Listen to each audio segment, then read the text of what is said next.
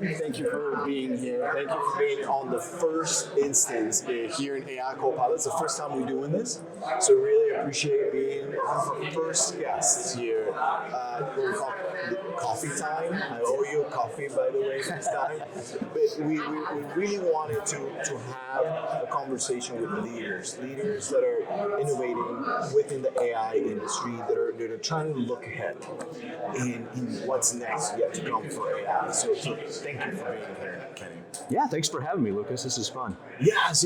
So let's talk a little bit about your history, right? Okay. So how you got to your role here at Paragon Films? Obviously, we're working together. We have a good partnership. Want to know about your history, what got you here, and also from a leadership perspective, where do you think the future is going with AI? Yeah. So, well, I've been the CIO of Paragon Films for about a little over 12 years now. And a lot of my history has been in a very hands-on technical role. So I got my start in my career in software development and in managing software development projects. And so I've always really loved creating things and building and really understanding the technology and getting behind it. And so when I got this opportunity to become CIO of a manufacturing company, that was something very different for me. And so that's something that I've really tried to take my history and my way of doing things and roll that into the CIO role, where rather than completely being, as some CIOs might be, of a just strategic or a very business leader role, I am a technologist. But over the 12 years, I have grown to really understand our business and understand what the business needs are, the way that we do things, so that I can then put those two together. What are the new technologies that are coming along? What is the really hottest, latest, greatest things? Not in terms of hype, but more in terms of where is it heading and what could it do? And then what does that translate into where we are going as a business, and bringing those things together and being able to, beat our competitors and be profitable with technologies like what we're doing here today, AI and copilots. Absolutely. So for those who are watching this, Paragon Films, manufacturer, can you tell a little bit more of to what you produce and so on, and how are you using AI, or are you thinking about using AI? Sure. So I should probably start by saying, Paragon Films, it's a plastics manufacturer, not a movie company. I always have to say that because the films, people always assume we make movies. But for us, films is stretch film. So it's kind of like big rolls of kitchen plastic wrap, but it's the great big rolls, and they use it to wrap boxes on pallets for shipping. And we manufacture a few 100 million pounds a year of this stuff. And so the challenge is, how does the new technology, such as AI, how does that help a manufacturing company? And so, there's a few different ways that jump out from that. One is that as a business, we have a back office, we have finance and accounting, we have customer service, we have sales. And so all the things that would benefit any company that has those departments can be used.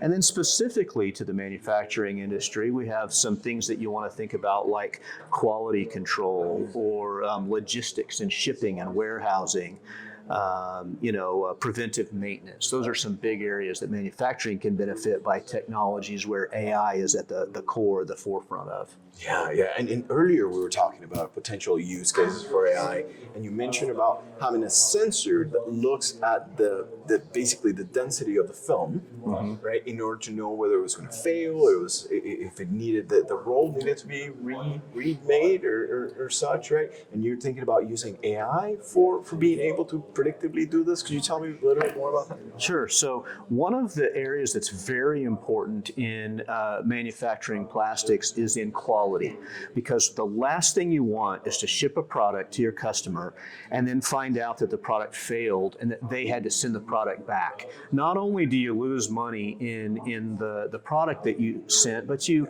lose credibility with your customer if you're not putting out a quality product. So we do everything that we can to try to make sure that that we catch any of those problems, any manufacturing defects before they ever get shipped.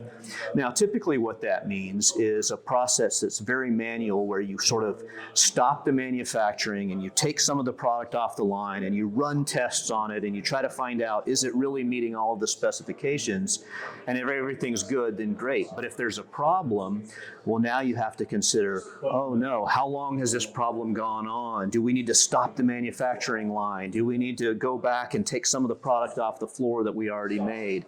And so doing it after the product is made can be very costly. And so the much better way to do that sort of quality control is to be able to do it live in real time. So if you can have sensors that are maybe looking with a camera or some sort of a laser at the plastic film as it's coming off the line, and constantly scanning it for defects and being able to say, oh no, we've got some problem going on with the manufacturing.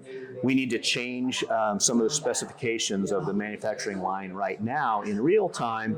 You could save a lot of money and time, and as well as the reputation of the company by constantly putting out a quality product instead of having to have returns, which is something we don't want. Yeah, so that's where like IoT meets data, meets AI, and meets basically better products, right? Sure.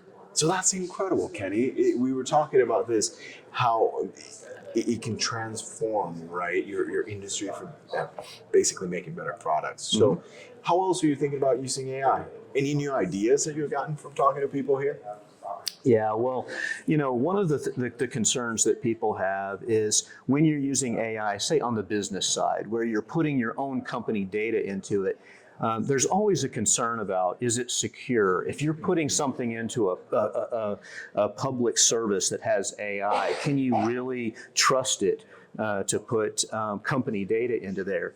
And so finding out that there are ways that you can control that, where you can install these available large language models in a private instance, something that it's never going to be shared out to anybody, but that you know that you control this this AI model, and you can feed all of your own company data into it. That's where things can get really powerful. And so I really see kind of the holy grail of AI being when it is not just information that's publicly available, but information that is your own company proprietary data, and being able to take that and analyze it. And whether it's giving you information about the future needs and being able to control the logistics, or whether it's projecting sales, or even if it's just to help your customer service to be able to say, with just natural language queries, to ask about particular sales orders or particular shipments, and being able to answer those questions very quickly, or even potentially to have a some sort of a portal that people can chat with and ask about their own orders, and have that serve up this information that is been curated in such a way that they're not getting access to information they shouldn't be able to, but that they can get their information more quickly. Yeah, that's incredible. So that's each of the stages of your business, right? So putting AI pretty much everywhere. Yeah. Yeah, that's incredible, Kenny. And so I think we have a full week right ahead of us. And so we have a bunch of presentations tomorrow. It's going to be super incredible to hear from Microsoft as well. Yeah. What is the number one key takeaway you want from the AI Summit?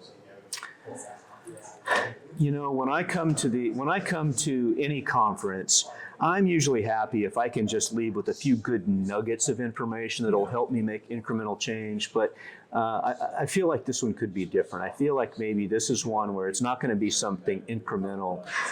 But if I could take away from this a real idea that I can feel more empowered by, something that's going to be a little bit more on the visionary level of how I can lead my company to make bigger than incremental change. Yeah. Really taking a leapfrog above our competitors.